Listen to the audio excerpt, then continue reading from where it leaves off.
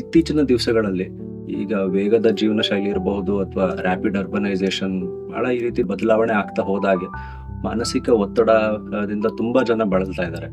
But ಜನರಲ್ಲಿರುವಂತ ಇನ್ನೊಂದು doubt ಏನು ಅಂತ ಹೇಳಿದ್ರೆ, ಈ ಮಾನಸಿಕ ಒತ್ತಡ ಮತ್ತೆ ಮಾನಸಿಕ ಕಾಯಿಲೆ ಇವೆರಡರ ನಡುವೆ ಹೇಗೆ ಗುರುತಿಸೋದು? ಯಾವುದು ಒತ್ತಡ, ಯಾವಾಗ ಕಾಯಿಲೆ ಅಂತ? ಅದು ಬಹಳ ಮುಖ್ಯವಾದಂತ ಪ್ರಶ್ನೆ.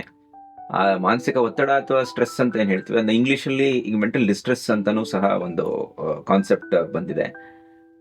ಮಾನಸಿಕ ಕಾಯಿಲೆಗಳ ಬಗ್ಗೆ ಒಂದು ಮಾತಾಡುವಾಗ ಆ ಎರಡು ಮುಖ್ಯವಾದಂತಹ ಸಂಗತಿಗಳನ್ನ ನಾವು ನೆನಪಲ್ಲಿ ಇಟ್ಕೊಳ್ಬೇಕು. ಈಗ ಮನಸ್ಸಿಗೆ ದುಃಖ ಆಗುವಂಥದ್ದು ಅಥವಾ ಕೋಪ ಬರುವಂತಹದ್ದು ಎಲ್ಲ ಮನುಷ್ಯರಿಗೆ ಆಗುವಂತಹ ಅನುಭವಗಳೇನೆ. ದಿನನಿತ್ಯದಲ್ಲೂ ಸಹ ಅದನ್ನ ನಾವು ನೋಡ್ತಾ ಇರ್ತೀವಿ. ಯಾವುದೋ ಒಂದು ಘಟನೆ ಆಯ್ತು, ಅದರಿಂದ ಬಹಳ ಸಂತೋಷ ಆಯ್ತು, ಏನೋ ಒಂದು ಬೇರೆ ಘಟನೆ ಆಯ್ತು, ಎಕ್ಸಾಮ್ ಅಲ್ಲಿ ಫೇಲ್ ಆಯ್ತು, ಅದಕ್ಕೆ ಮನಸ್ಸಿಗೆ ದುಃಖ ಆಗತ್ತೆ. ಇದೆಲ್ಲ ನಾರ್ಮಲ್ ಹ್ಯೂಮನ್ ಎಮೋಷನ್ಸ್ ಅಂತ ನಾವು ಹೇಳ್ತೀವಿ ಇಂಗ್ಲಿಷ್ ನಲ್ಲಿ. ಅದನ್ನ ಕಾಯಿಲೆ ಅಂತ ಯಾವಾಗಪ್ಪ ನಾವು ಅನ್ಕೊಳ್ಬೇಕು ಅಂತಂದ್ರೆ, ಎರಡು ಮುಖ್ಯವಾದಂತ ಅಂಶಗಳನ್ನ ನಾವು ನೆನ್ಪಿಟ್ಕೊಳ್ಬೇಕು. ಒಂದು, ಈ ಡಿಸ್ಟ್ರೆಸ್ ಅಂತ ಹೇಳಿದ್ನಲ್ಲ, ಆ ಡಿಸ್ಟ್ರೆಸ್, ಫೀಲಿಂಗ್ ಆಫ್ ಡಿಸ್ಟ್ರೆಸ್ ಅಂತ ಏನ್ ಹೇಳ್ತೀವಿ, ಅದನ್ನ ಕನ್ನಡದಲ್ಲಿ ಹೇಗೆ ಹೇಳಬೇಕು ನನಗೆ ಗೊತ್ತಾಗ್ತಾ ಇಲ್ಲ.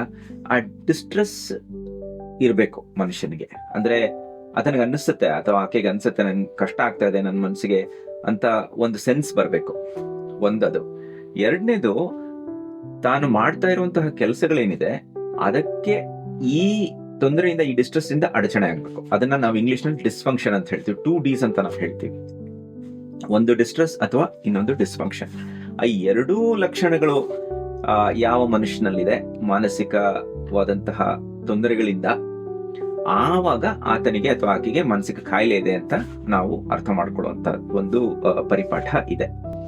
ಮಾನಸಿಕ ಕಾಯಿಲೆಗಳನ್ನ ನಾವು ನೋಡಿದ್ರೆ, ನಮ್ಮ ದೇಶದಲ್ಲಿ ತಗೊಂಡ್ರೆ, ನಮ್ಮ ದೇಶದ ಜನಸಂಖ್ಯೆ ಸುಮಾರು 140 ಕೋಟಿ, ನಮ್ಮೆಲ್ಲರಿಗೂ ಗೊತ್ತು. ಅವುಗಳ ಒಂದು ಸುಮಾರು 11% ವ್ಯಕ್ತಿಗಳಿಗೆ ಒಂದಲ್ಲ ಒಂದು ರೀತಿಯಾದಂತಹ ಮಾನಸಿಕ ಕಾಯಿಲೆ ಇರುವಂತದ್ದು ದೃಢಪಟ್ಟಿರುವಂತಹ ಸಮೀಕ್ಷೆಗಳಿಂದ.